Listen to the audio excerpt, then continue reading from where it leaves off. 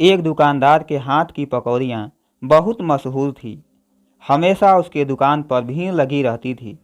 बहुत से लोगों ने उसके अगल बगल दुकान खोलने की कोशिश की, पर कोई कामयाब नहीं हुआ। उन दुकानदारों ने फेल होने पर पता करने की कोशिश भी की कि आखिर ये दुकानदार कितना बेसन डालता है, कितना प्याज डालता है, नमक के अलावा तो कोई और मसाला नहीं डाल रहा है, कहीं तेल में तो कोई खासियत नहीं है, या फिर बेसन पिसवाते टाइम ही कुछ ना कुछ मिला देता है। थक हार कर जब किसी को कुछ मालूम नहीं हुआ तो उलूल जुलूल बातें करने लगे। एक दिन एक ऐसे ही उत्सुक इंसान ने बेसन फेंटने के दौरान उस दुकानदार से पूछा कि दोस्त, हमें भी तो बताओ, तुम्हारी पकौड़ी का राज क्या है। दुकानदार ने जवाब दिया, यार, कोई राज नहीं है, मैं तो सबको बताता हूँ, पर कोई मानता ही नहीं। उत्सुक इंसान ने कहा कि अगर सबको बताते हो तो हमको भी बता दो। तो उसने जो बताया वो यूँ था कि वो दुकानदार कभी कुछ नाप कर नहीं डालता है। उसके हिसाब से उसने मुट्ठी से प्याज उठाया, मुट्ठी से बेसन, और जितनी मिर्ची, जितना नमक समझ आया वो डाल दिया।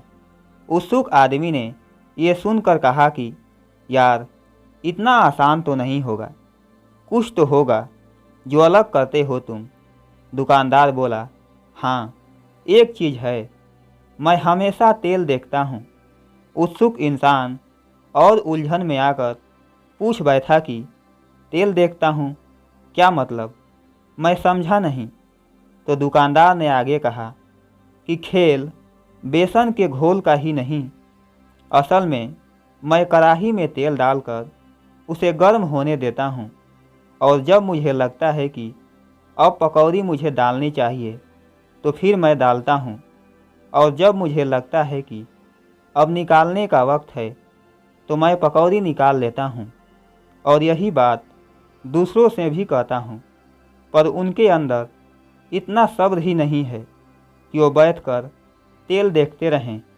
इसलिए वो ज़बरदस्ती साबित करना चाहते हैं कि सारा टेस्ट घोल से आता है, जबकि मैं सबको बताकर थक गया हूँ कि बस तेल देखते रहो। कोई मीटर नहीं है कि इतने मिनट, इतने सेकंड के बाद ही पकौड़ी डालनी है और निकालनी है, क्योंकि सबकी भट्ठी अलग होती है, सबका तेल अलग होता है, सबका घोल अलग होता है, और सबकी आँच भी। इसलिए तुम्हें ढूंढना होगा कि तुम्हारा सही समय क्या है, तुम्हारी आँच क्या है, तुम्हारा तेल, तुम्हारी कढ़ाई क्या है। ये चीज़ सिर्फ तुम जानते हो, सिर्फ तुम ही तय करोगे। न तो तुम्हें कोई बता सकता है, ना कोई तुम्हें बता सकता है। दूसरों की करारी पकौड़ियों को देखकर उनकी रेसिपी के बारे में जानने और कॉपी करने में वक्त बर्बाद मत करो।